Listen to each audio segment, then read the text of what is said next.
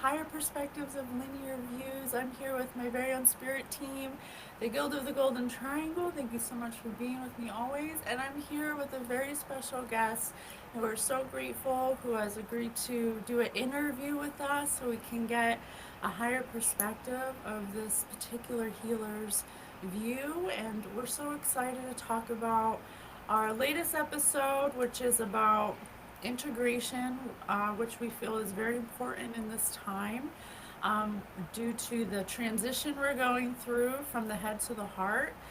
We feel it's very important to talk to other healers who are walking a spiritual path, who are doing the work, who are going through the fire and understanding themselves on a super deep level.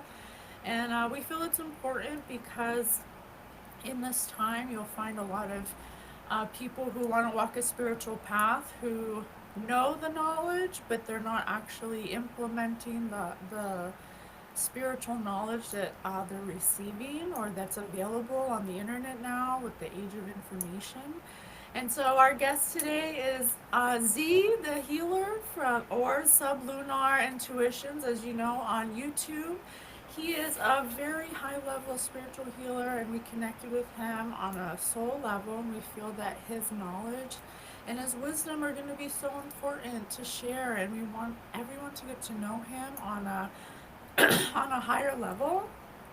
And we feel that his wisdom is going to be really pertinent to the integration. When we watch your YouTube, we feel very connected to you on a spiritual level, where we can understand and feel the way you speak and the way you carry yourself and your knowledge and your wisdom you share, that you really do are taking responsibility for the knowledge you hold, and you're sharing it, and we think that's really important. So you can find Z the Healer on TikTok under Sublunarintutions, Hmm. right? And he also has a SoundCloud, which you can find. We'll put all of this in the show notes for you so you can find it easily. He also has YouTube, which it could be Z the Healer or Sublunar333, and he writes himself that he's felt not heard, which we feel on a deep level, because you can feel a lot more than you can say or see.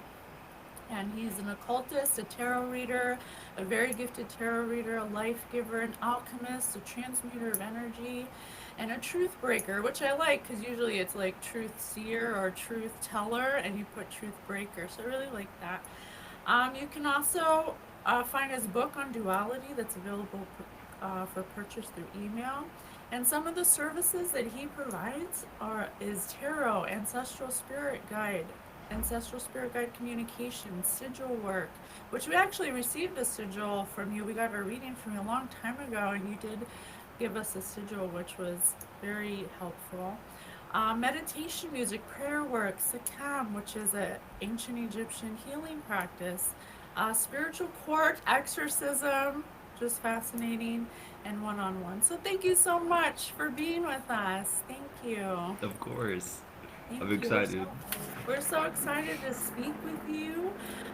So like I said, you have so many readings that you do, and we thank you for your consistency and your willingness to bring the messages forward. We're dying to know a little bit about your journey, so we're just going to do some icebreakers, if that's okay, to get us started. Of course.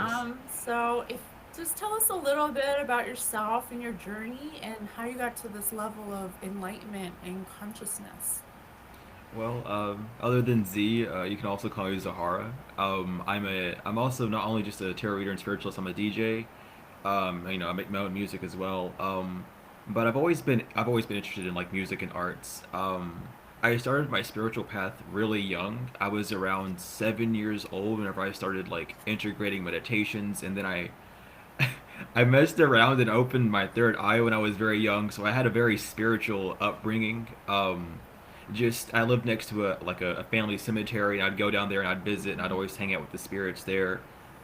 Just living in the Appalachians, just a very wild experience to say the least. You'll always find some form of spirit or something lurking around in the woods. So I've always like Some kind bumped of into like little cryptid. creatures. Yeah.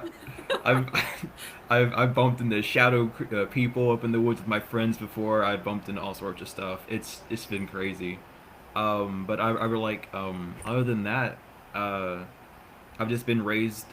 I didn't really have constrictive parents. They didn't really tell me what religion to follow or how to live my life. They just kind of said, do what you need to do. So I had free range to explore, which was good, but also was kind of bad because I was very curious. And being curious isn't bad, but I was very curious and I looked up all sorts of stuff. I was like all over the place. I was looking up spell work and like how to talk to ghosts. I even played with Ouija boards when I was little. I've done just about anything crazy spiritually wise. Um, Other than that, like I like researching a lot. I kind of stay to myself, but whenever I go out, like I'm a goofy person in general. Uh, I'm a little serious, but I'm working on breaking that because that's just a defense mechanism that I'm still like getting rid of. But other than that, I'm goofy. I like to have fun. I try to be a light, no matter where I'm at because it's needed. But other than that, that's really all I can really think of on top of my head. So when you did the Ouija board and stuff, what was your experience with that? Was it scary or was it Uh, it wasn't too scary because before I even knew what a Ouija board was, I was already having contacts like with spirits and okay? stuff, so So I was you, kind of in your adjusted to it. experience, you didn't go into the Ouija board expecting a scary experience. It was more like for fun, like to see what would happen. Yeah, because like I knew you could contact spirits with them because I looked it up and I was like, okay, so let's see if this is really gonna work or not. Because I already knew that we had ghosts and stuff Right. around our house, so I was like, I'll just see what's going on. And it was pretty interesting. Me too. When I was, because we both have similar backgrounds. We're childhood psychics. We saw things as little kids. But Hmm. the difference between me and you is that you actually got to like go forward with that knowledge, and you actually have more experience years wise when it comes to speaking with loved ones and all of the spiritual knowledge than I do. I'm newer to it. But when I did do the Ouija board when I was little, and I remember never being afraid, but I do remember that I could control it in a way. Like Hmm. we wouldn't move it, controlling it with my hands, but I could always make it say what I wanted it to say with Right. friends. And I always thought that was like interesting. And now looking back, I understand why, because I just innately knew energy, but I was just wondering your experience with it. Did it work for you? Were you by yourself? Were you with Oh anyone yeah, else? it it worked a lot. I usually did it by myself. My cousin and his parents were very strict Christians, so they didn't like it, but he was into this stuff, so we would try and do it. I think the craziest experience I had with the Ouija board was at school, surprisingly. It was like the last few days, and it was me, and a kid named Jacob. We were like kind of friends, but he was a Buddhist, but very into like the whole like Ouija board and in spirit side. He was very spiritual as well. So we both were like kind of teaching people how to do the Ouija board because we were, there was a few people who didn't believe Oh, in it, it was and trending. yeah, it was crazy. Because I had like a little shot glass that I stole from my dad's cabinet, and we were using that as the oracle piece. Oh shit, it's working? Yeah. And like Wow. we made it out of paper. We just drew on a piece of paper with it. We all got together. Um, but what was happening is one of the kids was taunting. We were contacting an actual spirit, and he was taunting it. And like about 15 minutes after taunting, he was like, "This stuff isn't working." We were like, "No, but it has been this entire time." He thought we were joking with him. And then he got a burning sensation on his back and ended up getting 3 scratch marks. For some reason, he decided to fill up the shot glass that we were using with water and drink it. And I told him like that was like the probably the worst thing you could have done in that situation. You Do don't you really think want to that like was like an intrusive thought from whatever was? probably. That's a fascinating, and this is a trajectory that spirit might want us to go in for integration. Hmm. So what we're finding through our observations, and I'm so glad we're talking about this, is a lot of people in the collective will do Ouija boards or seances, and be in a very like almost like disrespectful kind of energy, or like an ignorant energy, or like Yeah. wanting to be scared energy, or wanting to obtain power energy, you know? Mm-hmm. It's usually some kind of negative, contact. And what we're finding is if you go, like you went into it with a childlike curiosity and you're excited to do it, so that's a different energy, right? Right. So what you go into it with will be the energy that you attract, right? Sometimes. Okay, how? Sometimes you can like go be in there, be very excited, and still meet a very upset spirit because it's like Okay, you're still calling on them, and if you right. call on one that's around and they're just trying to rest, they're just there, and you call on them and summon them, or like invoke them or however, it can still irritate that spirit depending, and it also depends on like if that individual died in a very traumatic way or not. That energy can still be projected through as well. Okay. And so so it doesn't really matter like your intention, so to say. I mean, it does, but also Right. another facet is that it's a portal, right? That where Mm-hmm. anything, once you open it, anything can come, right? Right. So that's one. And then, so for instance, your friend that, like, for some weird reason thought it would be so wise to drink water, which is, we know about water now when it comes to like cells and intention and energy. Mm-hmm. That's very, I feel like that would be something he wouldn't have thought of on his own to do that would make sense in that moment, right? So, Right. like, speaking of intrusive thought, that's why it's so it makes you susceptible to intrusive thought when you're not learning discernment, when you're dealing with spiritual practices or Mm-hmm. things like that. And you won't know that it's not your thought because it's non-physical. It doesn't Right. touch you physically. It doesn't give you any sign if you're not connected with your discernment that it's happening. So that's so interesting that you brought that up. What happened when you drank the water? Uh, Did he have like bad events happen to him, or like, I don't know, For did it? not really from what I remember. Like Okay. after he drank the water, we just kind of looked at him like, "Why did you like? Well, why?" It's like I just thought it was gonna like help fix it or something. Like the marks were there for a while. Like they stayed for a few weeks. He noticed some weird stuff happening around his house, so I kind of like guided him through that. Didn't really go Okay. to his house or anything, but I was like, you could like do this. You need to get some salt or get some rice, put it in a jar. If it's like an evil Okay, so you spirit, it's kind gonna of drive. helped him transmute whatever could have Yeah. like happened in the events after. Mm-hmm. Well, I love that. That's so funny that that came up because it's a very small it's like Ouija boards and seances people do most of the time because they think it'll be like a party trick or like it'll be Mm-hmm. cool or something. And that is still a spiritual uh, medium that you can utilize to open a portal, right? But people Mm-hmm. don't understand that side of it. And I'm starting to, I didn't know until recently, I'm still learning. So I'm so happy that you're like, you already knew about this. You're so young. That's so funny.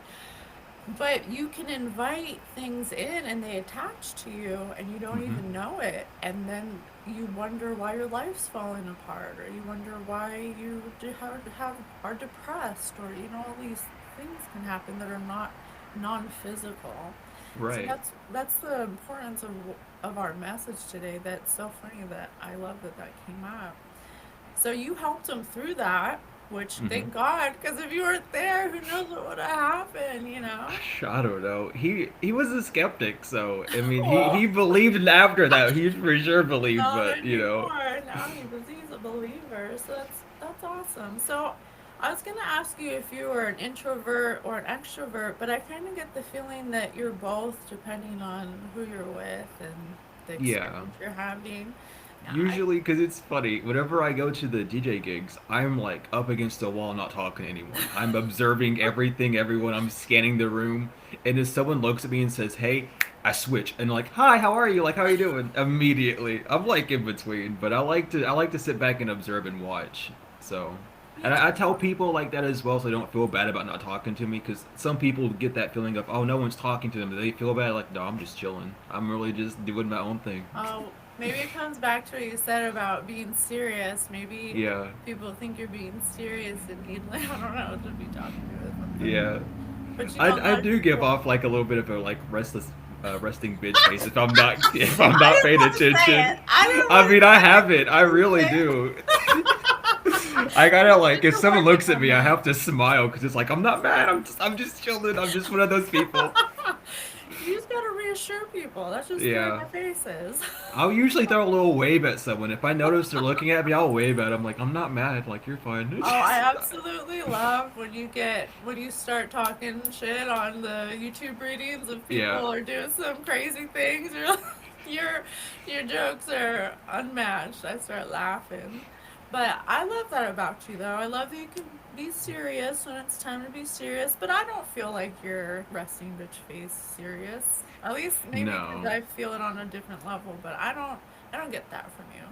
But so I was gonna ask you if you're an introvert or extrovert, but I feel like you know how to shift from Yeah. when it's appropriate and when someone comes up to you, obviously you can get back into your extrovert stage. So, but what about when you were a kid? I mean, did you see yourself I was being, extroverted yeah? as a kid. Yeah.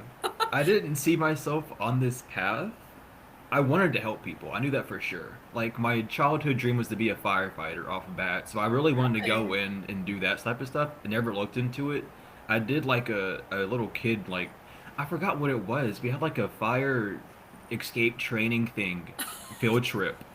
I think that's what got me onto it because Like, I yes, this remember is for me.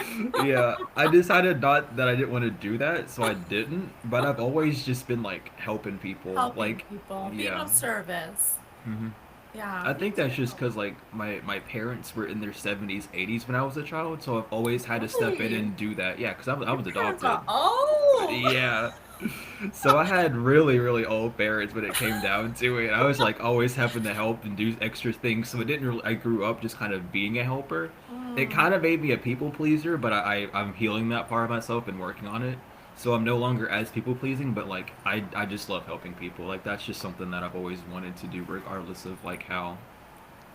I love that. That's what I feel like too. I've always been the one who like goes out of my way to help someone like if they're in need and not really expect anything back, just because it feels good. And my hmm husband will always be like, "You don't have to help everyone," and I'm like, and that's something I'm trying to heal, that I don't have to like heal I everybody feel or that. help everybody.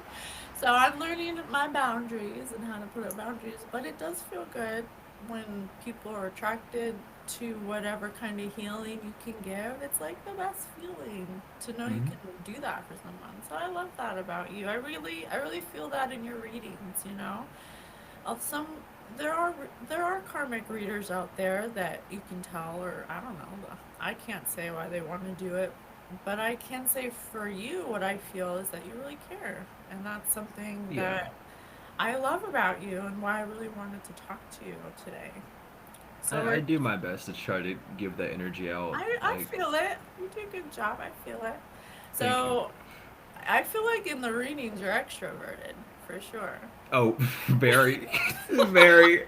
I used to be introverted, but then something was like one day I was like, I can't keep like being shy about it. I just have to get up and show my face on camera and Yeah, just I feel like get you're over it. totally extroverted.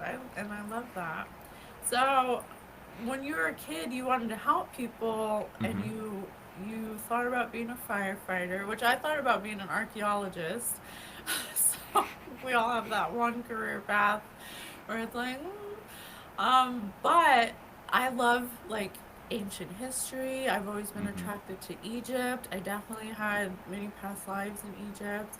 And that's why I was drawn to you too, because you look like Anubis to me. I don't know. When I see you, your face is like Yeah, Anubis. I get that a lot. I get that from everyone. I think either there was like a resonant soul between me and Anubis or something because even as a child, I don't have them anymore. I don't know where the artifacts went, but we went to a museum when I was like I think 8 or 9, and I had a Maat statue. I had Mm. papyrus paper with Maat laws written on it. I had Anubis statue. I had an obsidian obelisk with Egyptian writing on it. I had all sorts of stuff. And you felt so connected to them, Oh right? yeah, I had it like I Yeah. didn't even realize it, but it was kind of an altar above my bed because I had them all up on there. So technically, I had an altar when I was a Agriculture. child. Yeah, I love that. Or maybe it was wasn't an accident at all. It was something. I don't know. I mean, to me, it was just more. I was super interested in it. I even Yeah. had a little. I think I still have this shirt somewhere, but it's a shirt of Anubis, and it has a bunch of Egyptian hieroglyphs, and then it's an ankh in the middle. I've had that since like the fifth grade, and for some reason, it still fits me. I don't know how or why. It's like grown with me. It So like adjusts to you as you grow. yeah. I love that. When I was little, my mom had the Reader's Digest books, and it Hmm. had King Tutankhamun's sarcophagus and all the stories, and it had the scrolls and the hieroglyphs. And I would look at it every day, and I was like, "Why is this so familiar? Why am I am like 5." It's like, oh, I love Right. it. I love Reader's Digest. So I feel like that was a connection for us too, because I'm like, he looks like freaking Anubis, and I'm super connected to Toth. I've had dreams of Toth. He's come to me in my dreams, and he's taught me since I was little. He taught me how to control my thoughts, Hmm. and when I had like an intrusive thought, how to transmute it and stuff. So super connected in that way. I think that's why I was drawn to you. So you had that stuff when you were a kid. Yeah. So yeah, that's so funny. Oh my god, I love that. So, at what point did you realize that like being a healer or being able to have that position was a possibility? Was it like in your teenage Probably years? around, yeah, teenage in my middle school. So like 11, 12, 13-ish. Really? That's Mm-hmm. fascinating. It Oh my was god, I it love was that. weird because like I was going through heavy depression at that time, Mhm. but it wasn't even the fact that I was trying to ignore it. I just seen other people around me that were depressed, and I was like, I just felt the energy. It's like there's something about your depression that I've already gone through. So I'd Mm. always help people, and I was like, I've just always been a thing. I've had like a bunch of online friends in the past, and like they were going through things, and I was going through things. We'd all be there together. We'd have our falls, we've had our grow ups, but I would always be there and be like, hey, don't panic, calm down, don't do anything Oh, you're the stupid. Like let's one. just You're work the on one this one thing. people will Yeah. call up and be like, Z Oh knows yeah. Z knows what to I'd say. like seriously, I've had friends call me up like, "Can you give me a relationship advice?" And I'm like, "I'm not even dating anyone. Like, what are you talking about?" Like, sure, I guess, but like, I've always Oh. been called on for information. So It's you just like, always intuitively would receive, would you call it downloads now when interacting with those people in those like situations where they ask you for advice? Like almost like oh channeling yeah, I advice? some of the stuff I would even talk about, I wasn't even really aware of, and some of it was stuff that I needed to do myself as well. Really? Um, so I think a lot of it's because I had childhood therapy. My adoption was very messy, so I had to go in for like behavioral therapy and stuff. And a lot of the things that they told me didn't really help. And I Mm. remember I had a therapist. I didn't like her at all.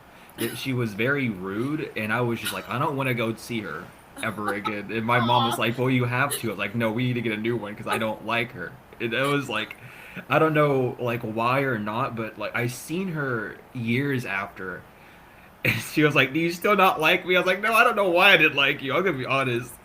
So, Oh, well, but again, it was that just like the energy though, or yes, I something. was just gonna say again, just your connection with energy and being able to feel the dissonance of somebody you weren't resonating with, that you weren't a Hmm. match to. That's another part of the integration that we want to talk to you about.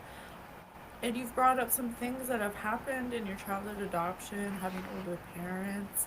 Hmm. You've already took responsibility that you have people pleasing and I have boundary problems. So everybody has things to overcome, right? That's the point. Always. I feel in my observations as I take my spiritual path and I go through spiritual warfare on this path and all that, it's almost like if you don't admit that you have certain things while you're learning yourself, that also leaves you open to being a portal to intrusive thought. It almost Hmm. like tries to throw you off game or something, or like uses your triggers or the things that you're weak at as a catalyst to like I don't know, make you ignore certain things or something. Oh yeah. Isn't that weird? It's so crazy. It's like a Mm-hmm. game almost. It's like, It's a I don't know. seesaw effect. There's that's what I always call it. It's a seesaw effect because it's like you'll heal and it's like okay, I'm no longer people pleasing, but now you're like almost stingy. Now you're not even helping anyone. It's like well, I need to go help someone because the reason now I'm feeling bad is because I'm not actually helping anyone. So now I got to go back over here and help people. Right? So It it's is like is. this dance we're playing. It's Mm-hmm. like it's never ends. It's always like this constant facing of thing. It's like a balance that you go back and forth, and when you're integrating and you know, I think the reason Spirit wants to talk about integrating is because it sounds, the word integration sounds so like, you know, what is that? What does that even mean? But what we are observing is that, like, you went through a hard time in your childhood, you're people pleasing, now you have this spiritual knowledge. How are you going to apply it to the experiences you have in order to change your behavior? Is Mm-hmm. essentially what integrating is.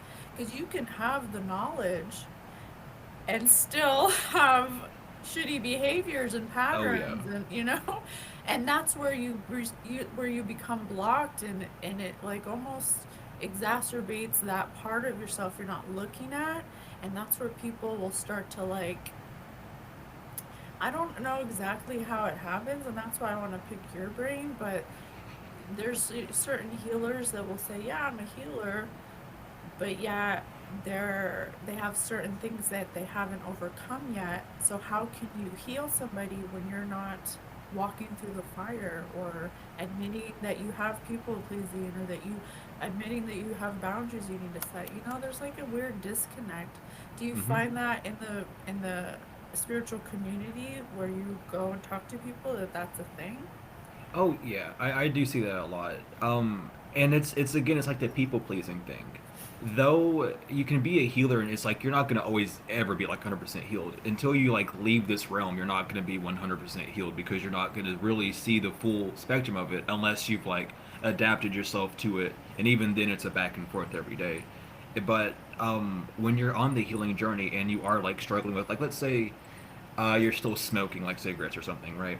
And you're trying to heal other people. That toxic behavior that you do with yourself, even though you say that you're trying to quit and that's good and you're working on it, the fact that you haven't quit still leaves that room for Yes. addiction. And then you're like, instead of relying on like other things to de-stress yourself with, like the meditations that you're recommending or the practices, the daily walks, or however that you're asking others to do, instead of integrating that for yourself, you're still going back to your old habit as well. Yes.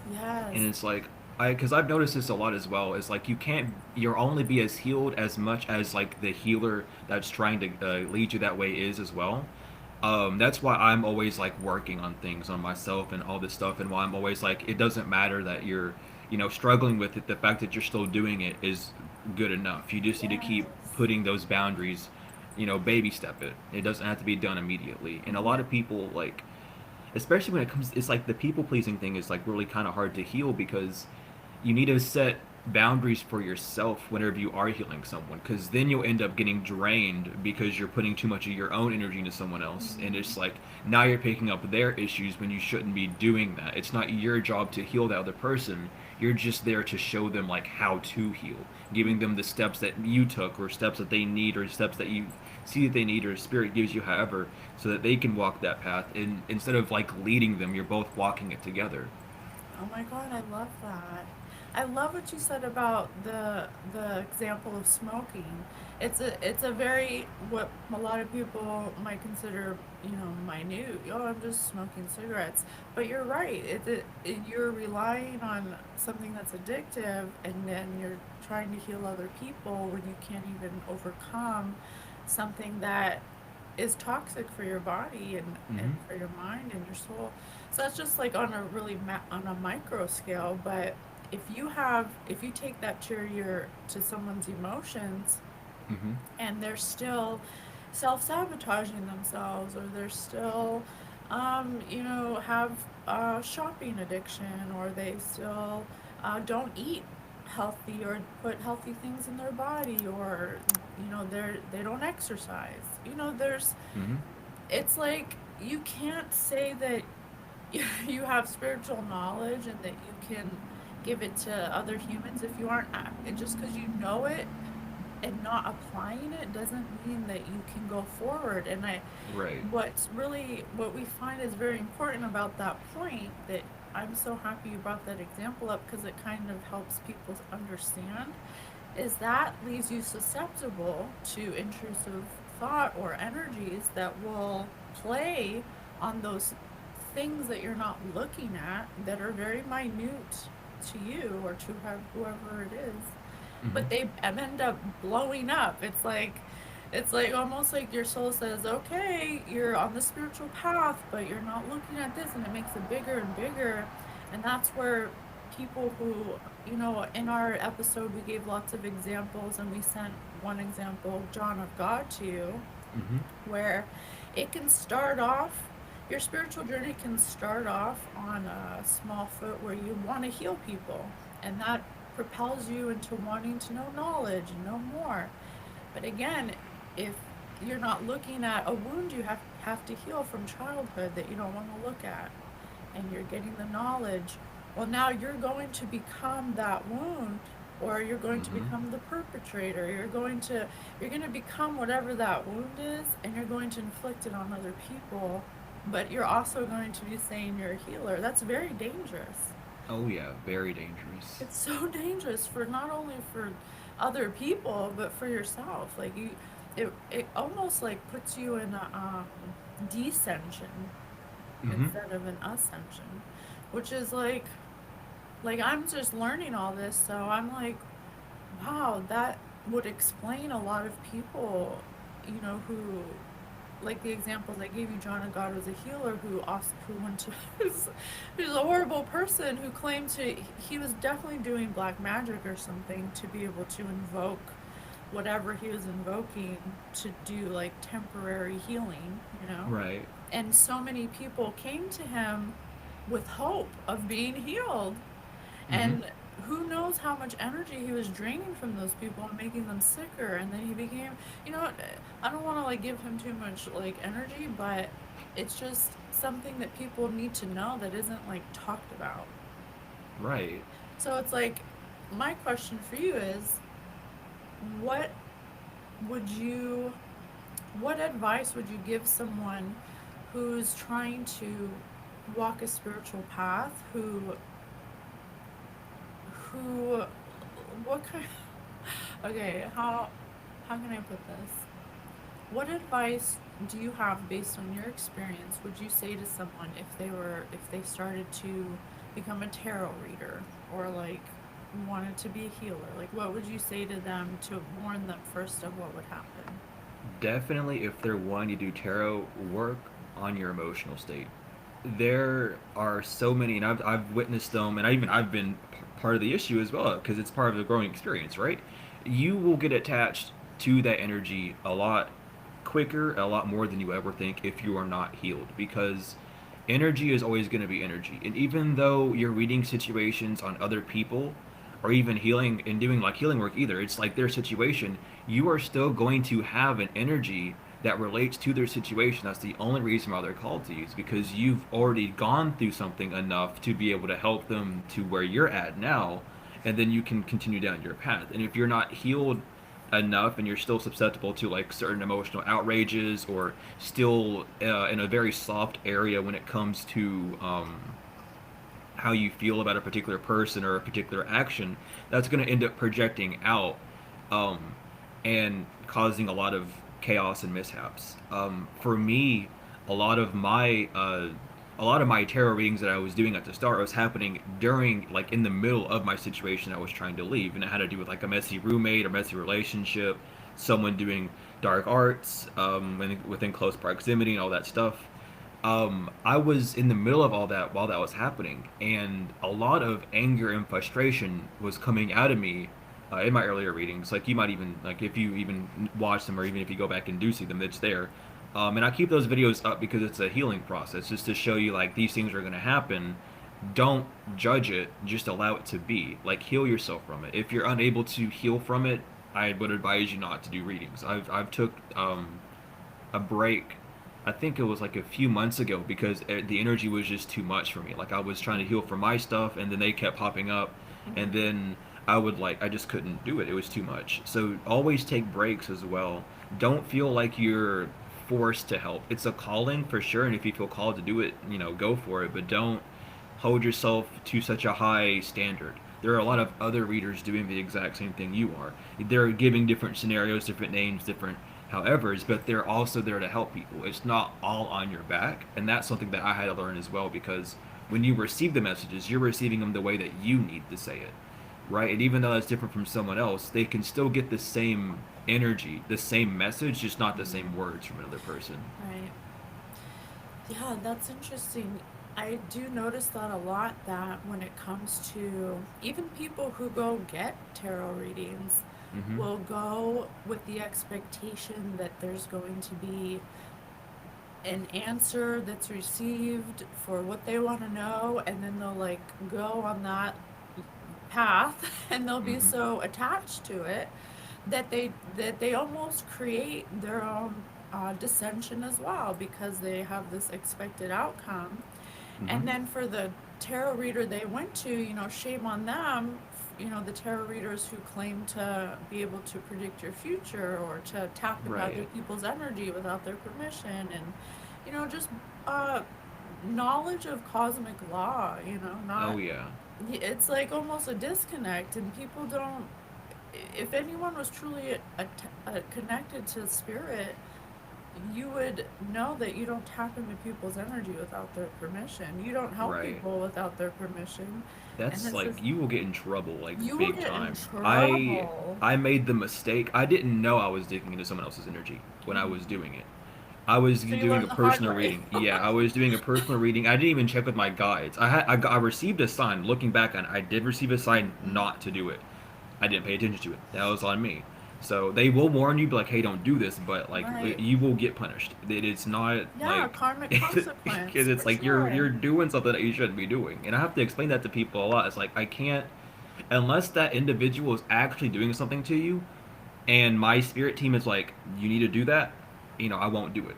I've had to turn down people's readings for that, and even then, even if they ask for it, I'll even begin the reading off by saying, I'm not able to fully get into their energy, but this is what I can tell you based off of your energy connection to them and how what you can do about that, but I can't tell you about this person's life because Right. that's not my job. That's not what I'm here Right. to do.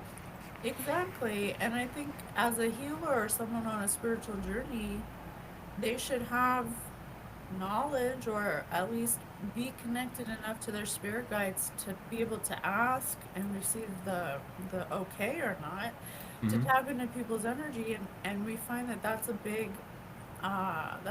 thing in the spiritual community when it comes to readings or scrying or remote viewing or astral Mm-hmm. projection, or even in the dreaming. People coming Yeah. into your dreams, and those are all forms of divination. And so we mentioned in our episode Soul Integration that just because you have the knowledge that you can do those things Mm-hmm. doesn't mean that you have the right to do them. And Exactly. and if you feel like you have that right, then you need to check yourself, because Mm-hmm. there's some kind of something you need to heal if you feel you have that power to do that. Right. So I'm glad that that you agree that that's a problem. You can't do that. Oh yeah, because for me in my path, I know how to do a lot of things, and I would not ever think to do them in a million years. But it's just when you're down the path of learning and knowledge, and this comes to like self responsibility, and when you work with spirit team, when it comes to getting knowledge, they will entrust you with a lot of things. But the second you break their trust, it goes away. You're no longer allowed to know those things. You'll no longer find information about it. People will start turning away from you. You'll lose ranking. It's a whole thing. But like I wouldn't dare do half the things that I know, but I know them just in case someone else is going through them. Now I know the side effects of what's going on in their life. Now I know as well as even just that, like before even doing a simple like spell like a return to cinder or something, you need a form of divination or a confirmation because that's still energy manipulation. And if you're returning energy to someone and it's really just you and the unhealed part of you that's not healing through it and you're projecting it on someone else, that will also get you in trouble. Now they have access to your energy, and if they Right, know how to do something, now they have full range to do whatever they want to right. you. And your spirit team's like, well, we can't do nothing because this Because you was return vain. to sender, so you're like Yeah. projecting the same energy they were, right? You have to be careful with it all. It was like, if you know for a fact someone's doing something to you, even then you have to do divination. What are they doing to you actually? Right, Because when you receive all that energy, it becomes paranoia, it becomes anxiety. It's just a bunch of energy that it excites the system. So you right, have to really know, like, is this person doing what I think they're doing, or is it something smaller than like what I believe it is? right. And that's where your development of discernment comes in, and where I feel like a lot of spiritual people aren't really developing their discernment. They're relying on divination or things outside of themselves to tell them what to do or what's happening. Mm-hmm. And they're operating in that space and moving forward. Like you said, like return to senders or light a candle, or but you don't even really know, like in my as I'm learning what I and you tell me how you feel about this. What I'm Mm-hmm. learning is when it comes to energy, you might be able to have clearer sentience of something, like a knowing, but you can't actually prove it. You can't actually, like, you don't have physical evidence to say this Right. person's doing this. And so it's really important, like you said, when you go to when you're DJ and you're observing, it's almost the same with energy. It's like look at it, feel it, something's off about it, Mm-hmm. something's weird, but when it comes to energy, you can't really it's like anytime you try to find a detail, you'll just get more information. So it's Oh yeah. you can't really like pinpoint it. And I think a lot of spiritual people, they apply their logical brain, like you say, felt not heard. Mm-hmm. They apply their logical brain to this spiritual information and are trying to be the person who knows, or I can heal you, I can do this, and I know this, and it becomes this weird like God complex, Mm-hmm. honestly, It's the where formation of like the spiritual ego, because that part of yes, you that needs that control, that part of you that needs to go, no, this is exactly what's yes, happening, the grabs a hold of it. validation, yes, yes, and that's scary because Mm-hmm. you don't know, because when someone goes to a tarot reader, you don't know what that person has done. You don't know what they've received money for. You don't know Right. if they even know how to read the cards or if they're making it up. That's another thing. Like, it's becoming a lot more obvious now, luckily. But back then, even when I was like in middle school, I wasn't into tarot, like reading it, but I knew of it. I knew people that were like just fake reading the cards and stuff. It's Oh, like, that and it was is kind of hard to tell because not many people were doing it. But now that it's out horrible. in the public more, it's like you can tell now. It's like you can actually sense it now. The world's becoming a lot more spiritual, being more heightened in that sense. But like, it's like now you have to really pay attention to how you're feeling. Don't It's like the what is it called, like trigger words, like they're not trigger words, I forgot what they're called. It's like ear candy. Some people will just tell you what you want to hear just so that you Mm, get satisfied and yeah. keep coming back to them and stuff. Like, you Mhm. can start telling now whenever people are Yeah. genuine with their readings and not. Well, there was one reading I was listening for you, and it was a situation where someone was spying on someone, going to tarot readers, trying to find information out. And one Hmm. thing that spirit will do is they can actually like change the information that they're getting to like Hmm. steer them on the wrong path, which Oh I was yeah. like, oh shit, Trickster that's what spirits you are like, get. Yeah. I love, that's the one thing I love about the spirit realm, is just how it's not one thing. It's not as black and white as the 3D world is. You No. can have trickster spirits that will, be all against you, and then you have trickster spirits that are like, oh, I'm fighting for you because I like you. So now I'm Yeah. gonna make sure that anyone that comes near you goes down the wrong path because I'm gonna trick them. Yeah. It's the same thing, but like it depends on who that person is. Like, what are they actually doing? What is this energy wanting to do? Why are you stalking this person? Did they do anything bad? No. Then now you're gonna get lost. You know? Yes, there's a whole other world that has laws and Mm-hmm. things and ranks and regulations, and not in like a better than you kind of way, but where you're at on your spiritual path and your Oh yeah. level of responsibility you're taking, Mm-hmm. and the consciousness. If you're in Christ consciousness, which most people are not, but just saying, like, then obviously most people that come at you are not going to be able to come at you, Right. and it's that like disconnect that I think going from the head to the heart is what spirit wants to like convey to people who, because eventually we're all going to be on a spiritual path. That's the whole point. Yeah. And we're all going to be more psychic, and we're all going to be, the veil's going to be thinner. We're probably all, you saw him as a child because you had a gift, but we're probably Mm-hmm. all going to see cryptids now, and we're probably I all wonder what that means for the ones that's like already seeing them. You know what I mean? Like if like we're I just wonder gonna what level we're disappear gonna. into a rainbow body. Yeah, we're gonna be the cryptids that they see or something. We're just gonna turn into hair and fingernails, and we're not Yeah. gonna be here anymore. Yeah, I don't know. Maybe we'll turn invisible or something, or be able to go in and out of dimensions. I don't know. I'm excited, but it's just, it's almost like all this ever since the internet and the being able to look up anything you want. There's so many people who are having intrusive thought to do spell work and love spells, and Mm-hmm. all you could have to do is just Google it, and Oh a yeah. bunch of things pop up.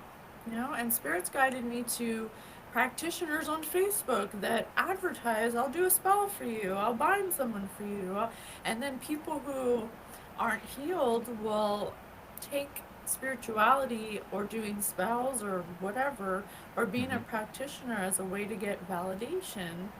Oh yeah. And that's like a complete portal you do not want to open. Mm-hmm. And so now what we have been getting is that it's Judgment Day, and it's the Oh time yeah. for judgment. And people, it's at the end of this cycle where judgment has been called because we're going into a new age, and it's almost like two different worlds are splitting, and people who are at the end of this judgment are now receiving a lot of bad stuff happening. Oh yeah. Like. We can see it even on a macro scale with like celebrities and stuff, you Mm-hmm. know? So it's interesting how spirituality has been like it's not talked about, but yet as we go further to the future, we're going to see, and it's going to come up that it's actually it's very interwoven in our society. Mm-hmm. And you said people have done spell work against you. Oh yeah, Yeah. for silly reasons, jealousy. One of them, I actually had spell work done on me because I wasn't jealous of someone, and they were trying to like get me to be jealous. I don't know if they ever like know what a Libra does. We Libras will walk away. We do not care. Like we if there's like a disistrance, whatever, I have something else to do. I have a job to do. I have money to do. Get. I don't know what I like. I have something else to focus on. Thank you for taking time, off my hands so I have more free time, and that made them mad. So I mean So they. did they look up spell work because they felt like they just hated, like they wanted you to do something, or were they already like into it? They were already into it, but their basic stuff wasn't working. Like local practitioners even around me were doing things and they were already in the scene and stuff, but like their normal like whatever they were doing wasn't working. So they would have to go and dig things up and it was just like I don't understand why you all are doing it because it's like even not even me, but like I'm on like a bunch of Facebook groups. I'm in a hoodoo group because I like just learning about I love learning about African spirituality in that sense. Yeah. And there's so many people like every day. I want to get revenge on my baby mama or my baby daddy. I don't care what happens to me. Give me a spell to ruin their life. And everyone in the comments, there's like you don't want to do this. Get divination first. Calm down. Like go check yourself. You're gonna hurt yourself. No one like the actual real practitioners do not advocate for that type of stuff. It's these ones that are just now coming into the scene or are just fueled off of rampant emotions. And then this is like that big clearing that I always try to talk about a lot, even in our readings. Like, not everyone's like that. Not every practitioner's like that. The real ones, they know what they're doing because they have such a high ranking with these. Like, that's the whole point of being a high priestess and a priest, is you have that close connection with that divine entity, whether it's an ancestor, a goddess, a god, deity, however, you have such a strong connection with them that you call onto them to do whatever you want. You know, angels even for that matter. And Right. it's like you don't want to ruin Putting it yourself. on God, not taking Mm-hmm. action yourself. Mm-hmm. Yes, yeah. I love that. I love that. I think that's an important lesson for people who are in an emotional reactive place that Oh are yeah. looking at things that go into spirituality, maybe at first because they want to have some answers, but end up using spirituality as a way to get clout or a way to validate themselves. Mm-hmm. And the danger that is imposed upon themselves that they don't even aren't aware of, and there's not a lot of places to get the knowledge other than spirit, Mm-hmm. which they are disconnected from, you Right. know. A So lot my of people, as well, they don't think that they're getting karma because their lives are leveling up due to it. But no one said karma was going to hit immediately. Sometimes you go into your next life, and then all that karma just follows you all the way up until then. So you Oh, have to that's be very interesting. careful. So you're Mm-hmm. saying that sometimes whatever you do in this life, a lot of it could hit you in the next life. Mm-hmm. Oh yeah, it carries over. Yeah. If there's a whole thing to it because there's rules and regulations for Earth that Spirit has, and then there's rules for the angels, and then the Galactic Mm. Federation has their own set of rules, and then the Celestials have their own rules, and then the heavens have their own rules. Everyone has their own rules they have to abide to. That's why in certain times you can't just call on something and it magically instantly appear. There's a rule saying you can't intervene. There's something that needs to be learned. Either you need to learn something, or it's something that goes against spiritual law within those higher rankings.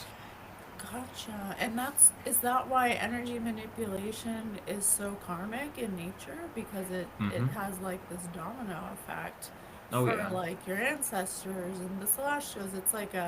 It doesn't just affect you and your physical body, it affects the higher Everything. self. And Mm-hmm. see, that's fascinating. And Because like, we're not taught about that. We're not taught mm-mm. about our non-physical energy. We're No. out here doing karmic things thinking there's no consequences. And it's the only real physical worldwide thing that people maybe know about when it comes to spirituality is the Bible, Mm-hmm. which I feel like is a very it, sometimes I'm like, is this satanic? Because why are we burning animals? Why would God need you to burn an animal? Like, I don't understand, you know? So Yeah. there's certain things about it where I'm like, it's so funny that people believe in the Holy Bible just hardcore, which I love a lot of the things in the Bible, but then there's some things where I'm like, oh, you know, why does why would God care if you're gay, or why would God need Right. you to burn an animal to show your devotion to Him? Isn't He omnipresent? Isn't Why is God a man? Aren't they both? Just Right. like things There's like a few that. contradictions. Yeah. The reasoning for the burning of the animals though is actually kind of interesting because a lot of the Bible talks about extraterrestrials as well. And the reason that they need to burn animals is because in daylight, whenever they need to be found, the altar was like a pillar of light, and they needed dark smoke to be able to see, because they'd be so far up in the sky, like they can't see that far down. These are like extraterrestrials, not like God or anything where they're So it would omniscient. be gods with a little g. Yeah, So it's not God. So right. it's another entity that Right. they were back in those days Yeah, the thought. Anunnakis, but it's like what Right. they're known as. But like that's kind of like why they burnt the animals, is they needed that dark smoke. Right. And it's funny because that tradition's carried down. We still have like the altars of gathering, like barbecues are still. That's where that comes from. Is why people have so many barbecues. The burning of the animals, all the black smoke, and the getting together of the families and stuff. That derives all the way back from that. Okay.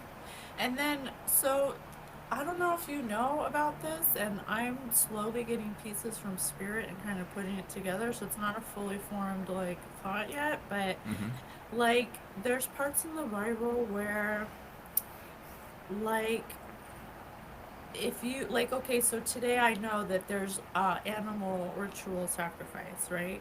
Hmm. So if you're taking a creature that God made and burning it for the invocation of power or whatever, Right. you're essentially, obviously you're not in healed state, obviously. Obviously you're unhealed if you need power that bad.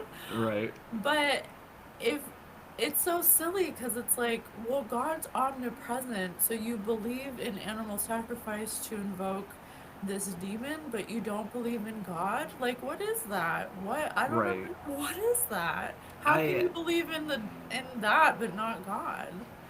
it No. it's more of the fact that a lot of people have that religious trauma of like, well, God didn't help me, or God, took away my child or my parent, or things of that nature, Oh, and it's that weird connection where they believe that God's going to save them from yeah, everything. And I it's feel like, that. God, though God is omniscient, God isn't here to just save you through Right, everything. Like, that's why we're here, so we can go back to connect with God. right, We're like, we're technically fallen angel in that regard because we fell from the heavens to earth. That's why we're able to see right. things on the physical realm. And a lot of people don't understand that. And a lot of the disconnect as well comes from just spiritual trauma, but the preachers say like, oh well, now I don't like God because this man said this is what God said, when in actuality that's just how that person feels, and they're just using the word of God to invoke more power, for their own like well-being or like their own purpose. Well said. I totally resonate with that. I just got that. I just received that message. Yeah, yeah, because a lot of people will be like, well, if God exists, why did my child get sick? Or, but then it goes again to what you were saying about how there's different non-physical levels where that child could have came in for that short incarnation because they Mm-hmm. wanted to teach you, you wanted to learn something, like you wanted to learn Mm-hmm. a self-love in a hard time or whatever the lesson is. And I think people don't understand, they come here and think this life is it or something. Right. They're so attached to their traumas, and they think that because bad things happen that God doesn't exist, Right. which We is tend to forget as well. We choose that as well. Like, even though the child died at a young age, their soul that's been incarnated through eons of time had chose that experience. right. I've passed away in so many ways, except for this way. I might as well just experience it this way. It's not Right. meaning to cause that pain. And even then, that's when you get spirit children because they don't leave you. They're part of your life. They're attached to you with that cord. So they're always going to be there in the spirit. But again, we're so attached to the physical, that's all we can see. Right. We can. Some people are lucky enough to see spirits, and some people see spirits and are scared to death of them and don't want to anymore. But it's like, since not everyone can, we just see it as, oh, well, now this is, they're physically not there, and all I have is photos of them. That makes me not happy because I want them Right. here again. They There feel must not them, be but a they don't see God them. because they took Right. my child from me. Yeah, Hmm. I understand that hardcore. That was beautiful.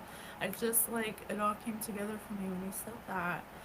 So that comes to another, that brings us to another question about when you do decide to maybe talk, because a lot of people don't understand that everyone has guides, everyone has Hmm. guides, and they're here to help guide you through whatever situations you're going through, even spiritual warfare, even losing a child, even, and and I think that when you go on a spiritual path, people don't ask enough, they don't ask for Hmm. help enough. So, what are some ways that you have a relationship with spirit, just not for people to do it like you, but to like understand like those certain ways that you can have a relationship with spirit? What are some of the things you do? Well, ever since I was young, I always like talked to them. I always talked out loud. I always asked questions out like, it's like, what do I do here? What do I need to do now? Like, I don't know what to do. I'm kind of confused. Just not being afraid to talk out loud. And I've always talked to myself as well. That can, talking to yourself also takes healing, because if you grew up around people that are like, you're weird for doing that or stop doing that, people are going to think you're XYZ. It Me. keeps you from doing that. But Yes. getting in the habit of doing that, because like, even though, and this is the whole thing with like religion and stuff, even though like in the scriptures and stuff people don't like following them, it does say ask and you shall receive, and you need to sit in a quiet place, sit still and listen. You literally have to, that's like the whole point of meditation. You don't have to close your eyes or anything, you just need to calm your mind, to calm your breath and listen. Ask the question, you will receive an answer always. And then again, some people receive answers they don't want to like, Mm, and it's all like really trusting yourself. How do you interact with yourself? Because that's a reflection of how your spirit guides can interact with you. If you're not trusting of yourself to listen to your intuition to go out and do things, then your spirit guides are going to be less apt to talk to you, because we're trying to get to you, we're trying to talk to you, but you're not listening to the advice that you're already giving you. right. So we can't really talk to you anymore. Like, we've given you all that you can receive.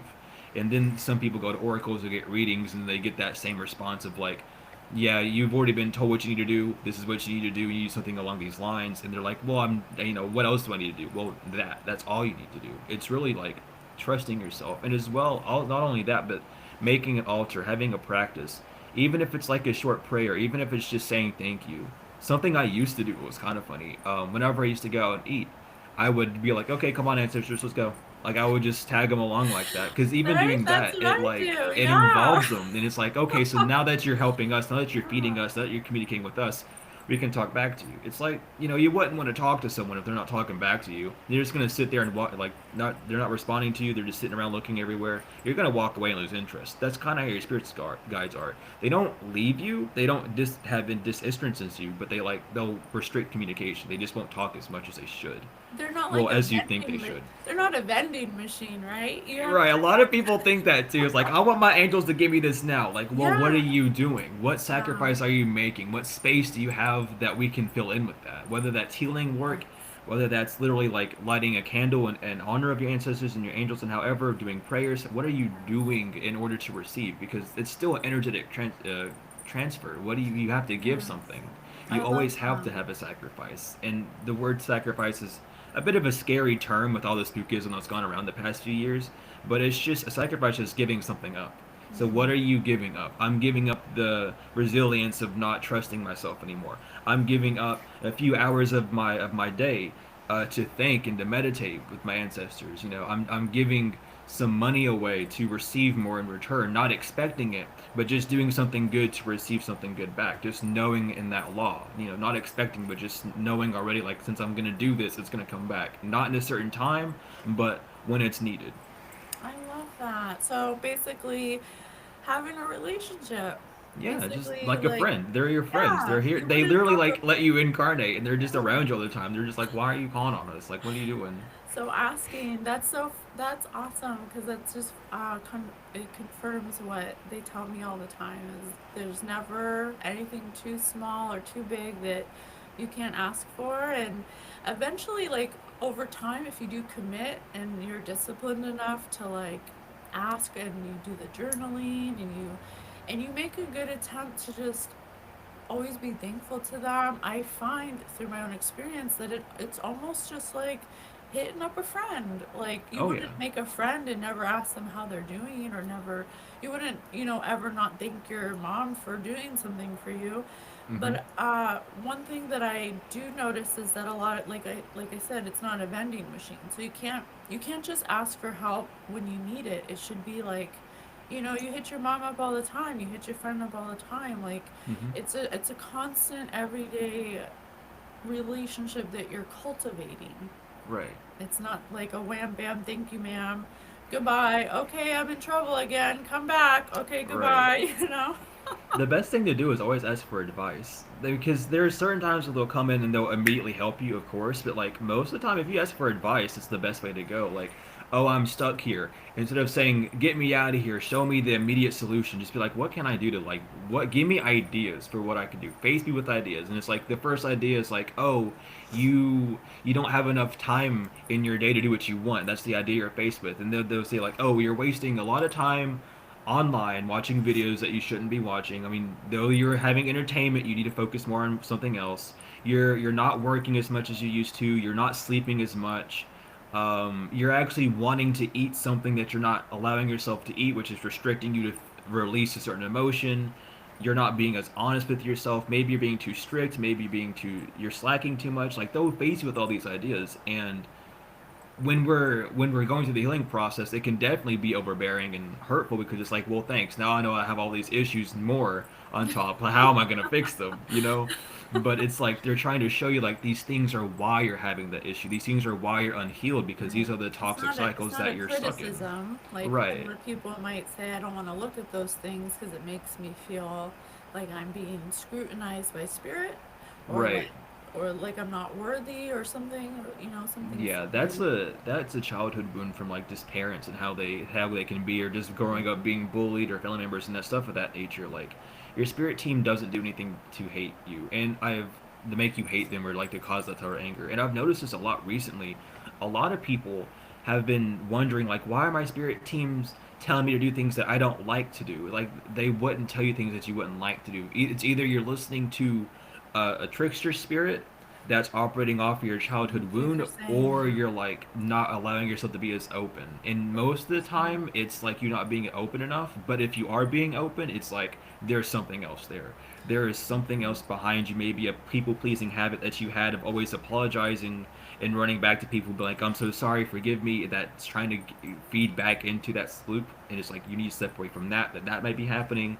It could be a toxic cycle of you not being able to release emotions properly, or like um in like in a healthy way, or however. But like there's always going to be those two sides, the angel and the devil. Like I say it all the time, but like I love saying it because it's the Tom and Jerry thing where they have the devil on one shoulder and the angel on the other. It's literally Yeah, that. it's a dance, and that's where the discernment comes in, is being able to use your spirit guides as a way of discerning, was that me or was that something else? Or if it was Hmm. me, what can I do to heal it? And just always asking the question. And one thing I want to ask you, because that's an amazing point, and I love how fluid you are in explaining how your relationship is, because it proves, and I think it shows to people that you're the real deal. Like you're doing this in real time. It's not something that you're not doing it as a vending machine. No, I do it every day, and there's times where I'm not even like, I'll ask for advice and I'll do it, or I'll even ask for help and I don't receive it. It's just one of those things where it's like, okay, if I'm not receiving it, there's something in me that's not allowing me to receive it. What's up with that? Like, what do I need to do? And if I don't get an answer, then it's like I've already been told it. I'm just ignoring it, and then it comes up. It's a silent little voice like, "Oh, you need to do this." It's like I don't want to do that, but I have to because if I want to move forward, then I have to like do this tiny thing. Yeah, I And have to it's take irritating this, because and it's I like can this is the last go. thing I want to do, and it's like, oh, I have to. Okay. Yeah, Spirit got me to get a routine with my kids and stuff and my job. Spirit's like, I was not a morning person at all. And Spirit's like, if you want to connect with us and you want to like do your thing, you have to wake up early. And I'm like, no, no, no.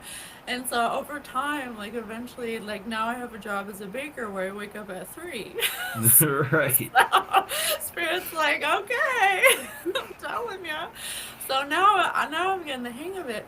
But having said that, I think when it comes, I want to get your thoughts on this, or what you have to say. When when people say, when we say it's talk to spirit, I think a lot of people are thrown off in there, and they expect spirit to give you these big answers, and you're supposed to just know it, and you hear it, and the way we talk about it might make it seem like that, but Hmm. I know that it's not like that. So how does how do you hear spirit, or how do you discern spirit, and like be able to like process it as an answer, if that makes sense? Uh, Healing the ego, doing shadow work with the ego for one, because it's the ego that wants that instant gratification. It's the ego that wants like the direct answer. Like this is all the steps you need to do. Because I've experimented with it for for a long time, and I've also bumped into it where I'm not even asking a specific question. I'll ask, "Is this what I'm supposed to be doing?" And I'll get no, and it's like, okay, so what am I supposed to do then? Well, I don't know. You didn't ask a direct question. Maybe you weren't supposed to ask Spirit a question. They might have said no because you're not supposed to ask me this question that way. You have to have a lot of specifics. It's you that needs to be specific, and they'll give you the short yes or no. But because you're not being as specific as you need, now they're given the extremely vague answer that's like, well, what's going on? It's the mirror. So, and as well, like, to work on that, um, learn to learn to look out for more than just a yes or no sign. Learn how to read like angel numbers. Learn numerology. Learn counting crows. I see a lot of every. I think almost every spiritual person sees a bunch of It's crows. like Like they that's can just a talk to sign. you through anything. Oh yeah. It's Pay almost attention like to notifications and everything. Like someone yes, sends you a text message that like everything. disturbs you. That's a Yeah. no. If The someone scene sends of a you. movie, Mm-hmm. the thing that the background noise of the person that said the name of the person you were thinking of, like The memory that you randomly get, like all these things are like signifiers, yes, but we're so used to getting like, oh, I need to do this or yes or no. It's like this whole world is a yes, playground, and you see everything. You work off your senses, you're all yeah. of them, and it's like you have to You have not to be necessarily be hyper vigilant, but you got to be aware, observant to like when you right. ask a question, what's going on. Don't stress about it, but just like, oh, this is what I focus on. What's the time? What does the time mean? You know, let me add up all these numbers and see what that number is. Oh, I seen a bird outside. The bird hit a window. What is, what does that mean? Just having more curiosity.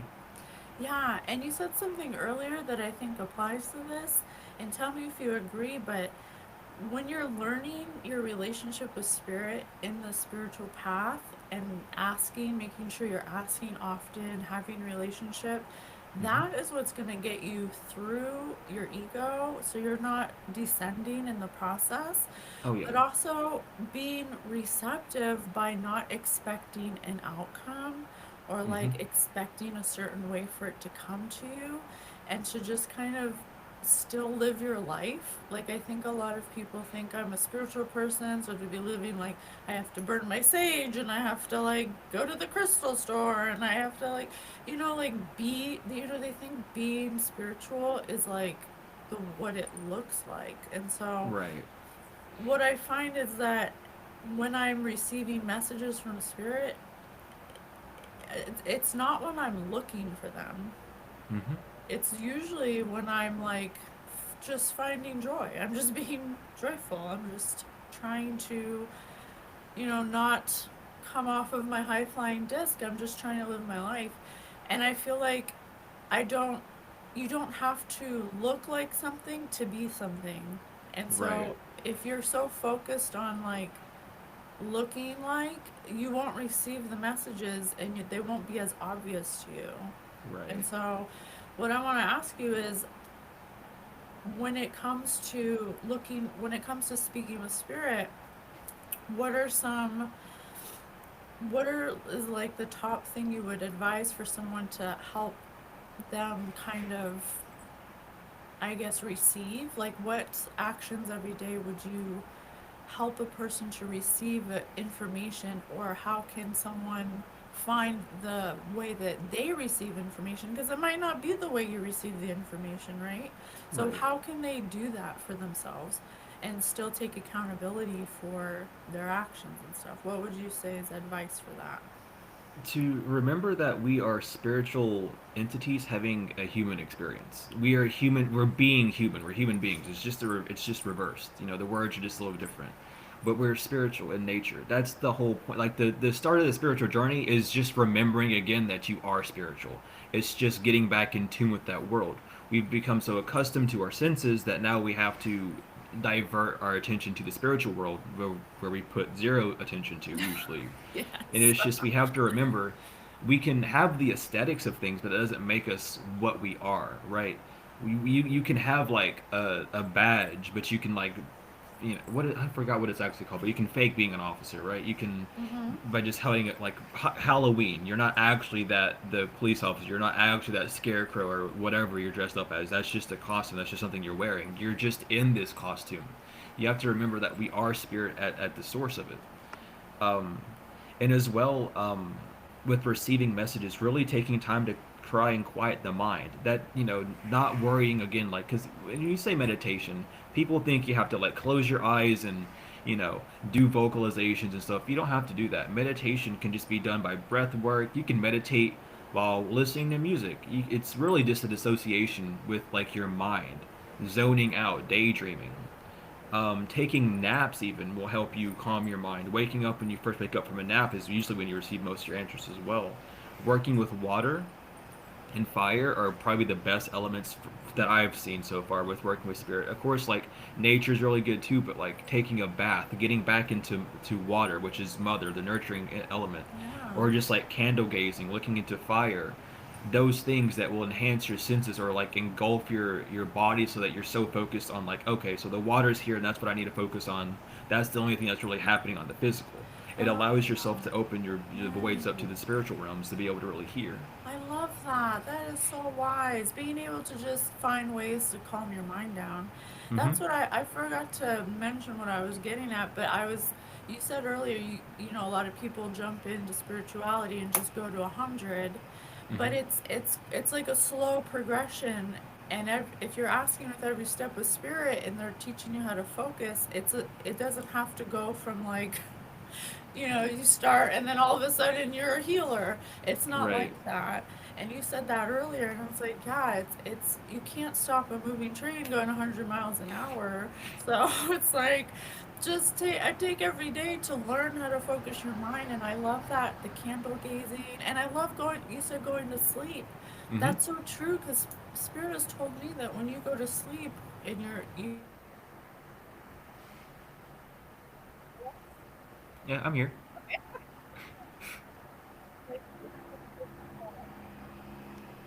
Your mic's a little uh weird though. It's kind of like muffled. is it really? Oh, you fixed it. It's good. Okay, good. Like when you are unconscious, like a lot of people will have that in between state where Mm-hmm. they're like asleep and not asleep, and that's while they're like hear a voice or like or have a dream where their loved one comes. And even your loved ones are spirit, and if like you're like if someone who has a child who's passed over, you can talk to spirit anytime. Like Oh yeah. they're always here. So I love those ways that people can connect that you said that are super easy. Go to sleep, go take a nap, you Mm-hmm. know. Candle gazing. I love looking at the flame of a candle. I don't know what it is, the way it dances. Oh yeah. It's the reason why it activates the same brain waves as when you're going to sleep. The theta waves. It puts you in that state. It's the same vibration. So you literally like enter a calming mood. Like a lot of hypnotism, way back when shamanism was like first beginning, people would like have you around a fire for that reason. It would put you in a hypnotic state. You'd be less apt to be scared. You'd be more calm. You'd be more So. receptive. Mm-hmm. Yes, I love that. That's amazing. Those are excellent, easy ways that people can learn how to focus in this busy world we're in that tries to Yeah. keep you constantly Because like dissociated. the 3D world is so complicated, but we forget like how simple things actually are and can be, just because everything is like alerting your senses. Like, oh my god, it's cold. Uh, like I haven't eaten in a minute. Like I'm Yeah. thirsty. I gotta go do all these things. All your Overstimulation all the senses are time. inflared, and Right. you just forget to like if I just take a deep breath. If I just go put on some extra layers, if I just take like 5-30 minutes to go eat, and while I eat, go plan for whatever I got to do. It's that simple, but it takes work because we're thrown in here without really any remembrance of instruction. Then half the time, if we're lucky, really, we'll have the guardians and the people in our life to like show us the way, and if not, then we're just kind of doing whatever and hoping for the Right. best. Just But kind of floating around in the mm-hmm. ocean aimlessly. Well, this has been an awesome discussion. I think some of the big takeaways for I think we can leave with that have been really awesome for me that resonate with me is the easy ways that we can focus the mind, and that learning how to just still your mind or be calm or find your peace are ways to connect with spirit Mm-hmm. that are free, that are completely free, and that it takes a slow progression to get you there. It's nothing that you can speed up, or there's no shortcuts. It's definitely something that takes discipline and Mhm. time, and like you said, sacrifice. Are you what time are you sacrificing to have a relationship with spirit, Mhm. to be able to get actual true divine guidance if you want to be the healer that you want to be, to trust in your own guidance and to implement that into your life. Those are some key takeaways that really resonate with me, when it comes to walking this path, that I think are like pivotal for people to do or to know about or to be aware of. And also, that everybody can heal, everybody can be a healer. It's nothing, Always. yeah, it's not like God picks and chooses. Everyone's chosen. Mhm. Everyone's And it's just chosen. up to us to choose what we want to do, and that's why it's so complicated because we want to do everything, and you can, but not at once. Right. Yes. Oh, thank you so much. This was beautiful. Of course. Oh, you're so wise. I just feel like I'm talking to Anubis. It's like I could listen to you forever. So wise. Thank you so much for doing this with me. I'm so Always. Thank you grateful. for having me. I'm Oh I'm very man. grateful for it. I would love to do it again sometime. Always. Maybe we can collaborate in some other ways that whatever spirit sees is valuable for the collective. And I love you so much. Thank you for doing this Thank you. with Thank you. me. Love you too. Oh, amen. Thank you, Spirit, for being with us. And we'll talk to you on the next one.